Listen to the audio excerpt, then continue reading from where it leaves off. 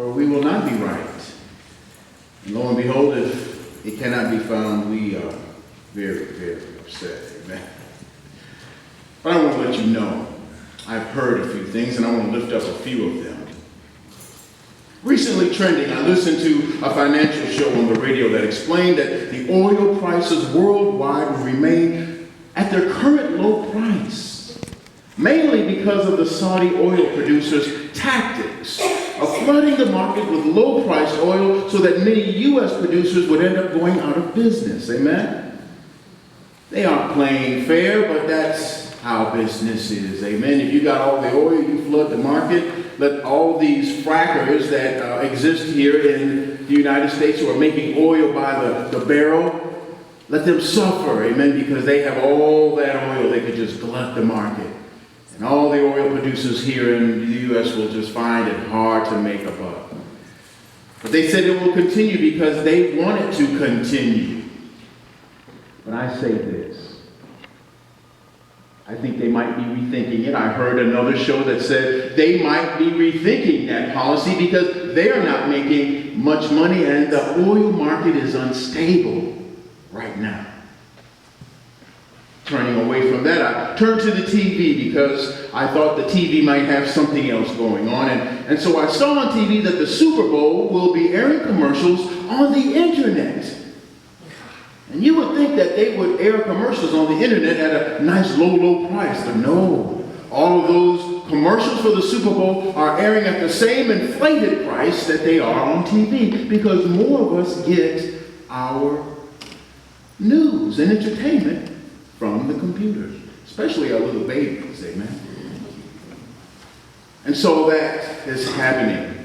Then I turn to my computer.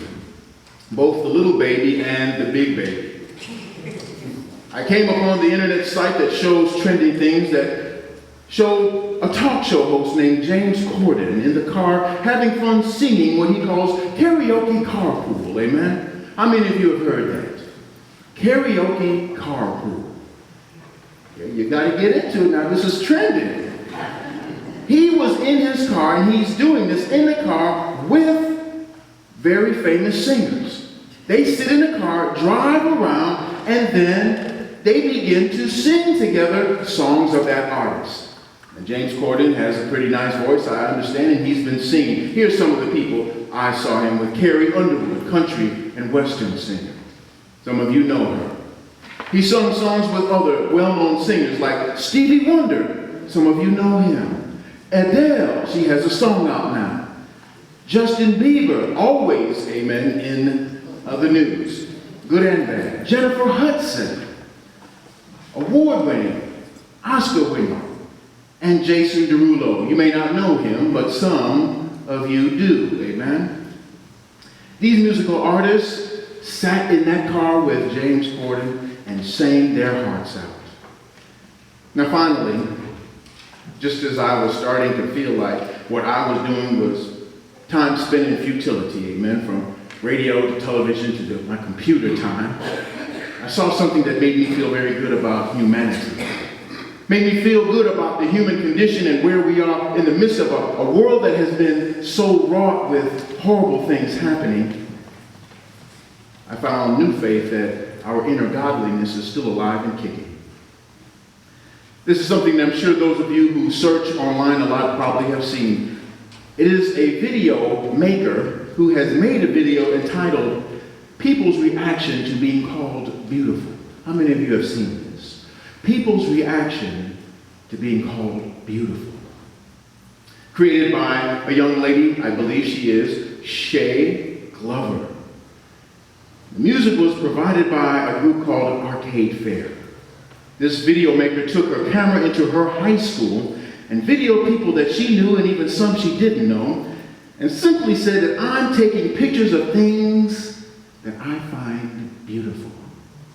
Now, as she walked up to people with her camera, they agreed to let her, but they said, "Why do you want to film me?" And right in front of them, they found out, right in front of the video maker, they found out why. And so if you could imagine in your mind's eye, a camera coming up and then a face appearing, and then somebody just standing there, young lady, young guy, And then she said, I just wanted you to do this. Thank you. I wanted to take pictures of things I found beautiful. And then she waited for their reaction. And you can imagine what happened.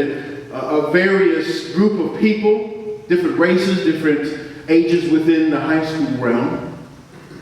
So some smiled broadly and just were so happy and said thank you. Others of them began to blush immediately and turned their face and put their hand over their mouth and then came back and recovered and recomposed themselves and then began to allow their picture to be taken. And then one young lady was very angry. She didn't mind her picture being taken, but once the videographer told her, I find this is a time that I want to take people or find things that are beautiful. And immediately this young lady said, shut up. She said, I will cut your face. She restated her desire to take her picture, and she restated the fact that she thought she was beautiful, and the lady got even angrier and threatened her. And then said, stop it. Shut up. The last few images of this woman, this young lady, this high school young lady, was of her turning and walking away. That was hard to see. It did make me feel good to see the reactions of most of the students who possibly felt good that news about them being beautiful was a blessing in their life. They may have had a bad day, but they had somebody that thought that they were beautiful. I was moved to tears at those who felt very just overwhelmed. Very moved even to tears, some of them, that somebody thought of them as being beautiful. However, I did feel very deeply saddened when I saw and heard the anger of the student who would not or could not accept the fact that somebody told her she was beautiful. And she is beautiful. It's a hard thing to choose to act in anger over something like that rather than to simply accept it, but somehow she could not. I don't know how that encounter ended, but I would like to find out what happened to that woman, that young lady. Hopefully, the video maker and the angry student got a chance to talk about what happened that day. I don't know if she had that. I couldn't find anything about it. At least I pray and hope that the young lady would have had a chance to talk about why she reacted that way, and the video maker would have had the chance to tell her why she chose her as being beautiful. And I pray to God that neither one of them were too deeply hurt or fundamentally affected negatively by that whole experience. It's hard to look at that.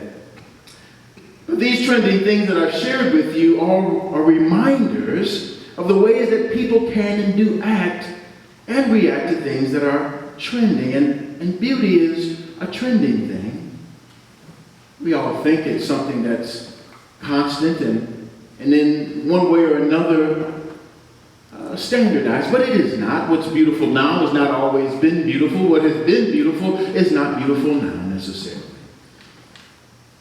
But the trending ideas and thoughts that roll around the internet and on radio and on television let us know about how we are as a people, and from those things we can pull out some of the things that I think make us understand our core values. And we can find out something about ourselves if we just look at what's trending. So these words and actions of trending subjects point to who we are. Convictions and principles that we hold even sacred. Well, it's the same way in our Bible reading for today. There are some trending ideas and words and actions that surround the people of the Lord. He grew up in a town called Nazareth, having been born in Bethlehem, and went just a little short distance to Nazareth.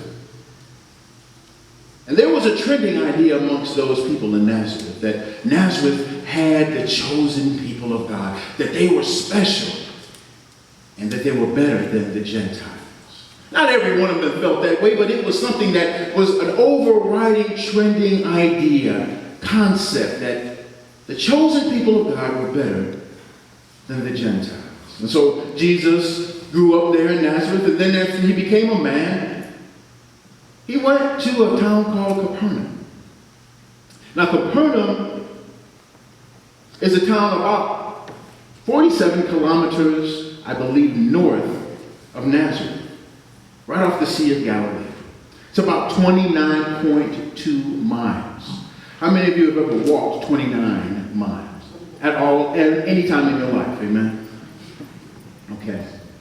You can drive it in about 52 minutes, amen? But you need to walk it if you're back in Jesus' time, and that's what he did. He walked to Capernaum from Nazareth. Now, if you walk about 10 miles a day, you could get there probably in about 3 days, amen? And you got to sleep on the side of the road or some kind of inn, amen? You got to have some good walking shoes, and you got to have some copper fit, amen? How many of you know what that is? Help those knees and all that, amen? Some of you don't need it, amen? Others of us do. But that's what Jesus did. He went to that town, and when he got there, he began to do miracle after miracle after miracle. And so he became trending. He became famous. He became not worldwide, but at least region-wide right at that point in the region of Galilee. And so when he did that, like all people who become famous, they go back home, amen? How many of you went back home after making good, amen? Huh? Nobody, huh?